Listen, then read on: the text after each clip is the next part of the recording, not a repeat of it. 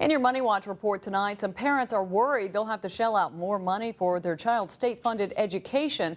That's why they met in Midtown Mobile today with members of the Mobile Area Save Alabama PAC. That's the prepaid affordable college tuition program. Organizers say they're worried they won't get a return on the money they invested in the program. Many local officials say they need help honoring those investments. I think there is a huge consensus of opinion among elected officials that a solution has got to be found to make sure that the PAC meets its commitments. Some of the money invested through the Alabama PAC program was put in equities and stocks before the market crash of 2008. University of Alabama students will be paying more for their education. That's because the UA system has lost a combined $141 million in state funding. Now tuition will be going up at campuses in Tuscaloosa, Birmingham, and Huntsville. The schools will depend on the tuition hike to get by. Another sign of the tough economic times this weekend in Mobile, as hundreds of parents cashed in on their kids' old stuff. More than 800 parents waited outside the consignment store Kids Closet to sell their children's old toys and clothes. Parents say it was worth the wait. The average person made more than $100 for their used goods. Oh, I don't really ever have a set amount that I want. I just try to get rid of my clothes. It's kind of a green thing to do. It's like recycling my clothes, so I feel good about it. Store owners say the large turnout is due to the recession and more people learning about consignment. The store was stocking up today for their September 30th biannual sale. Congressman Patrick Kennedy, son of the late Ted Kennedy, is expected to tour the tanker site at Brookley Field tomorrow. That news comes after last week's announcement that Defense Secretary Robert Gates handed the power back to the Air Force to pick a winner in the $40 billion contest. Congressman Kennedy's visit brings politics back into the new contest, but the local tanker team says they're ready for the fight.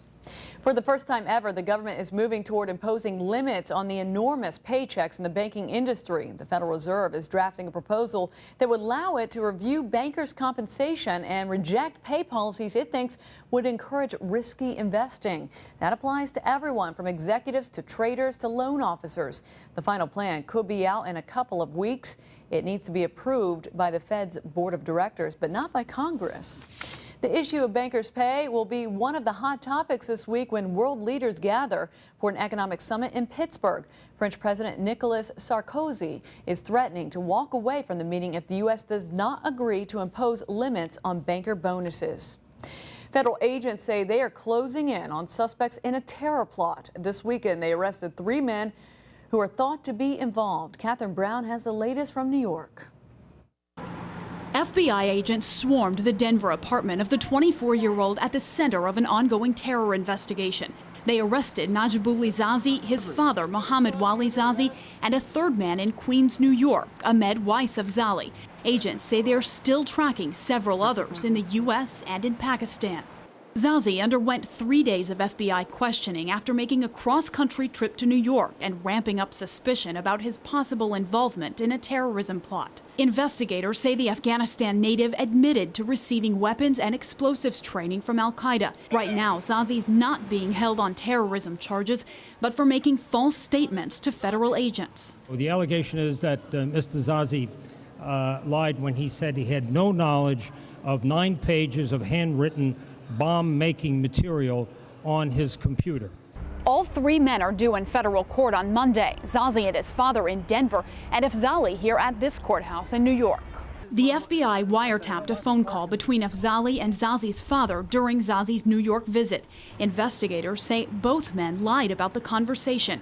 Afzali's lawyer says his client was just trying to help with the investigation. The more you talk, the more the FBI can find somebody who says, well, that statement is a lie. The Justice Department says it doesn't have specific information about the timing, location, or target of any planned attack, but a joint FBI-NYPD task force feared a potential plot may have involved hydrogen peroxide bombs. Catherine Brown for CBS News, New York. 5 children and their mother are found dead in their Florida home. Police say the father has fled to Haiti. And in Japan, tourists are attacked by a bear while cameras are rolling. We'll have more on those stories right after the break. Plus, the Saints taking on the Eagles today on the road. Highlights are still ahead in sports.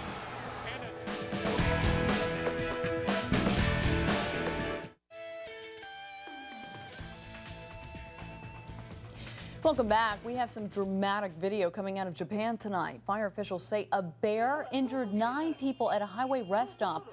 Authorities say the 4-foot bear attacked the victims at a bus parking lot, then ran inside the souvenir shop of a lodge. A hunter was able to shoot and kill the bear. Fortunately, no one was seriously injured. Officials say bear attacks are very rare in the area. Tragedy tonight in Florida. 5 children and their mother were found dead in their North Naples home, and police say the father may be to blame. Collier County Sheriff's deputies believe the family's father, Misak Damas, has fled to Haiti. They found his vehicle at a Miami airport. A German doctor is being questioned after 2 people died during a group therapy session he led. Berlin police say the doctor gave participants drugs and other substances that killed 2 people and sent 10 more to the hospital. Authorities say the doctor acknowledges giving the group various substances during the session, but it is not clear if the drugs were given orally or injected. One person was left comatose and another is in critical condition. The Space Shuttle Discovery is making its long journey back to Kennedy Space Center in Florida, but not before a fill-up in Texas and arrest at an Air Force base in Shreveport, Louisiana. The shuttle, riding piggyback on a 747, stopped and refueled at the International Airport in Amarillo before taking back off. After a successful mission to the International Space Station, Discovery landed at Edwards Air Force Base in California September 11th. Let's hope there's good weather for Discovery's trip home, Janae. And it looks like clear skies at least over Texas. Not so much across the Gulf Coast for tomorrow. Have a complete look at your forecast next on News 5.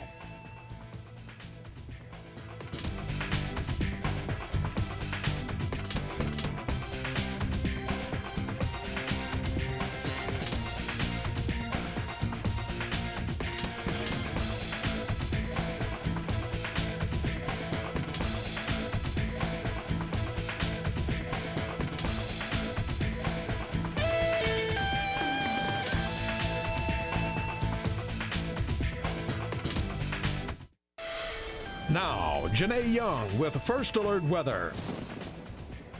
We've had a wet month across the News 5 area, both the Mobile. Right now, they should be in the mid-60s, and that would feel much better than the mid-70s, but we're just going to have to hold on until some cooler weather comes down. All right. Thank you, Janae. Both Auburn and Alabama had big wins this weekend, but was Auburn's big enough to get them into the top 25? Find out next in sports.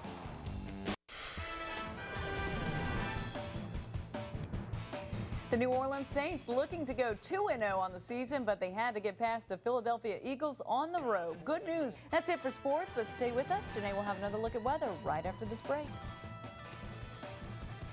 Let's take one more look at weather with Janae. And it looks pretty wet for the work week coming up. A 50% chance that you'll see a shower tomorrow and Tuesday. 40% chance for the rest of the work week. Highs in the upper 80s, lows in the lower 70s. So a very consistent pattern when you look at the extended forecast. Not much change ahead. All right. Thank you, Janae. Thank you for joining us. That's all the time we have for now, but have a great night. Bye-bye.